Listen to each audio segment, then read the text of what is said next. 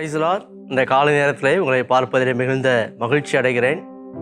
இந்த நாளுடைய தியானத்துக்காக வேதத்திலிருந்து ஒரு வசனத்தை நாம் வாசிக்கலாம். மத்தேயு எழுதின சுவிசேஷம் 6வது அதிகாரம் 6வது வசனம் இவ்வாறாக சொல்லியிருக்கிறது. நீயோ ஜெபம் பண்ணும்போது உன் அறை வீட்டுக்குள் பிரவேசித்து உன் கதவை பூட்டி அந்தரங்கத்தில் இருக்கிற உன் பிதாவை நோக்கி ஜெபம் பண்ணு. அப்பொழுது அந்தரங்கத்தில் பார்க்கிற உன் பிதா வெளியரங்கமாய் உனக்கு பலனளிப்பார். நாம் வாழக்கூடிய இந்த பரபரப்பான உலகத்திலே நம்முடைய வேலை பளுக்கள் அதிகமாகிக் கொண்டிருக்கிறது. மிகவும் பரபரப்பாக பிஸியாக இருக்கிறோம்.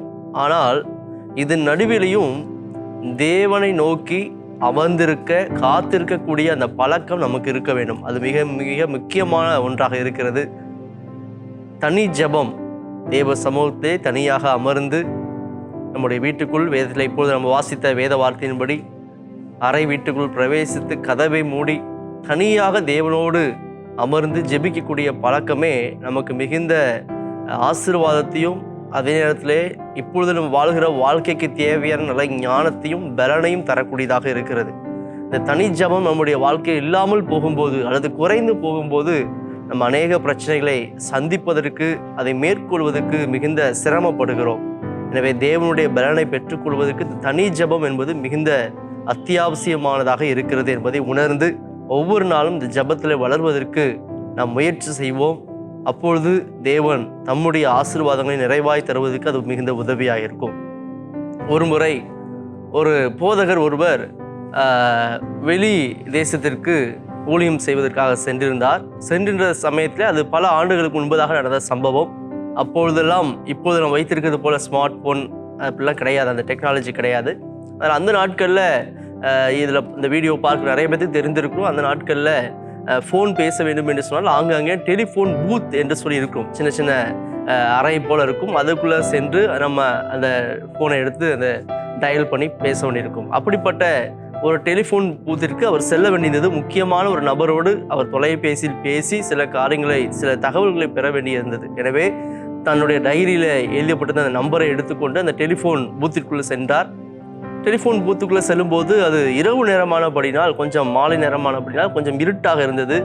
அந்த இருட்டினாலே அவரால் அந்த டெலிஃபோன் நம்பரை தேட முடியவில்லை. தேடி அதை டயல் பண்ண முடியவில்லை. சுற்றி சுற்றி பார்த்தார். தற்செயலாக மேலே பார்த்தால் அந்த மேலே உள்ள அந்த ரூஃபில் ஒரு சின்ன லைட் இருந்தது. ஆனால் அந்த லைட்டுக்குரிய சுவிட்ச் எங்கே இருக்குன்னு தெரியவே இல்லை. இதை சுற்றி சுற்றி பார்த்துருக்கும்போது அந்த வழியாய் சென்ற ஒரு வழிப்போக்கர் உள்ளே நின்றிருந்த இவரை பார்த்து, சார், அந்த லைட் எரியணும் அப்படின்னா உங்களுடைய கதவை சாத்துங்கள், கதவை மூடுங்கள் என்று சொன்னார். உடனே இவரும் அந்த கதவை மூடி உள்ளே சென்றவுடன் ஆட்டோமேட்டிக்காக அந்த லைட் எரிந்தது.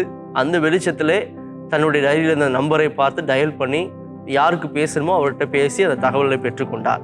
அப்பொழுதுதான் அவர் புரிந்து கொண்டார், நாம் முக்கியமான காரியங்களுக்கு முடிவை தேட வேண்டும் என்று சொன்னால் கதவை மூட வேண்டும் என்று சொல்லி. இதே போலதான் நம்முடைய வாழ்க்கை இப்பொழுது பரபரப்பாக போய்கொண்டிருக்கிறது. வேலை நிமித்தமாக, படிப்பு நிமித்தமாக, குடும்ப காரியங்கள் நிமித்தமாக நாம் மிகவும் பிஸியாக இருக்கிறோம். இந்த பரபரப்பான சூழலிலே எப்பொழுது நம்முடைய அறை வீட்டு கதவை மூடி தனியாக தேவ சமூகத்தில் அமர்ந்து ஜெபிக்கிறோமோ அப்பொழுதுதான் தீர்க்க முடியாத பிரச்சனைகளுக்கு தீர்வு கிடைக்கும். நம்முடைய காரிருள் போன்ற சோதனையிலிருந்து வெளியே வருவதற்கான வெளிச்சத்தையும் தேவன் தருவதற்கு வல்லமையுள்ளவராக இருக்கிறார். குறிப்பாக ஆப்பிரிக்க தேசத்திலே முதலாக அந்த ஊழியங்கள் வளர்ந்து வந்த காலகட்டத்திலே அங்கே இருக்கிறதான அந்த சபை விசுவாசிகள் நன்றாக ஜெபிக்கக்கூடிய பழக்கம் உடையவர்களாய் மாறியிருந்தனர். காலை நேரத்திலே, குறிப்பாக காலையில் இருட்டோடே எழுந்து அந்த பகுதியில் இருக்கக்கூடியதான காடுகளுக்கு சென்று தனித்தனியாக உட்கார்ந்து ஜெபித்து கொண்டிருப்பார்கள். அப்படி அதிகாலமே செல்லும்போது ஒவ்வொருவரும் நடந்து தங்களுடைய வீட்டை விட்டு நடந்தே சென்று அந்த காட்டு பகுதியில் ஜெபிப்பார்கள். எனவே டெய்லி காலையும் மாலையும் நடந்து ஜெபிக்க இவர்கள் நடந்து சென்ற அந்த பாதை ஒத்தையடி பாதையாகவே மாறிவிடுமாம். அப்படி மாறினதுக்கு பின்பதாக சிலர் அந்த காலை மாலை நேரங்களில் ஜெபிக்காமல், தனி ஜெபத்தில் ஈடுபடாமல் சில நாட்கள் பின்தங்கி விட்டால் இவர்கள் சென்று வந்த அந்த ஒத்தையடி பாதையிலே புல் முளைத்து விடும் அல்லது நிறையா குப்பைகள்லாம் சேர்ந்து விடும். அப்படி சேர்ந்து விட்டால் அனுதினமும் ஜெபிக்க போகிற நபர்கள் இந்த ஜெபிக்காத நபரை பார்த்து சந்தித்து சொல்வார்கள், ஐயா, என்ன சார், ரொம்ப நாளாக உங்களுடைய பாதையில் நீங்கள் போகவே இல்லையா? உங்கள் பாதையெல்லாம் என்ன செஞ்சிருச்சுன்னா புல் முளைத்து விட்டது, குப்பையாய் சேர்ந்து விட்டது, எனவே அதை சரிப்படுத்துங்கள் என்று சொல்லுவார்கள். அப்படின்னா என்ன சொன்னால், நீங்கள் தனி ஜெபத்தை விட்டு விட்டீர்கள், அதை தொடர்ந்து செய்யுங்கள் என்று சொல்லி உற்சாகப்படுத்துவார். இதை புரிந்து கொண்ட அந்த ஜெபத்தில் பின்தங்கிய நபரும் உணர்த்தப்பட்டு மறுபடியும் ஜெபிக்க ஆரம்பிப்பார். இப்படி அந்த ஜெப பழக்கம் அவர்களுக்காக அதிகமாக இருந்தது. இதுவே ஆப்பிரிக்க தேசத்தில் மிகப்பெரிய எழுப்புதல் வருவதற்கு ஒரு மிகப்பெரிய காரணமாக இருந்தது.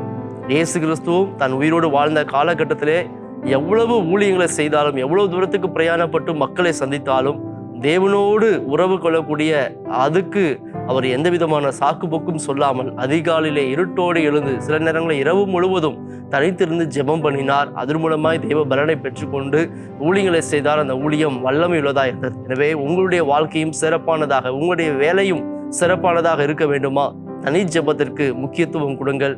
தேவ சமூகத்தில் அமர்ந்திருந்து இன்றைக்கு நாம் வாசித்த அந்த வார்த்தையின்படியே உங்கள் அறை வீட்டு கதவை பூட்டி தேவ சமூகத்தில் அவரோடு அமர்ந்திருந்து அவரே தேவன் என்று அறிந்து கொள்ளுங்கள். அவரோடு உறவாடுங்கள். நிச்சயமாய் இந்த தனி ஜெபத்துக்கு கர்த்தர் வெளியரங்கமான பலனை தருவார், வெளியரங்கமான அதிசயத்தை செய்வார், உங்கள் வாழ்க்கையிலே உயர்வை தருவார், பெரிய காரியங்கள் செய்வார். கண்களை மூடி ஜெபம் பண்ணுவோம். சர்வ வல்லமையுள்ள தகப்பனே, இந்த காலை நேரத்திலே இந்த வார்த்தையை கேட்டுக்கொண்டிருக்கிற தேவ பிள்ளைகள் ஒவ்வொருவரையும் ஆசீர்வதிப்பீராக. அப்பா, இப்பொழுது யார் யாரெல்லாம் வியாதியோடு, பிரச்சனையோடு, குழப்பங்களோடு போராடி கொண்டிருக்கிறார்களோ அவர்கள் எல்லாரும் இந்த வார்த்தைக்கு தங்களை அர்ப்பணித்து ஒவ்வொரு நாளும் தனித்திருந்து உம்மை தேடவும், உம்மோடு இருக்க அந்த உறவில வளரவும் கர்த்தர் உதவி செய்வீராக. அறை வீட்டு கதவுக்குள் பிரவேசித்து தனித்திருந்து ஜெபித்து வெளியரங்கமான பலனை பெற்றுக்கொள்ள வாழ்க்கையில உயர கர்த்தர் கிருபை தாங்க. இயேசுவின் நாமத்தில் ஜெபிக்கிறோம் நல்ல பிதாவே. ஆமென். தேங்க்யூ. God plus.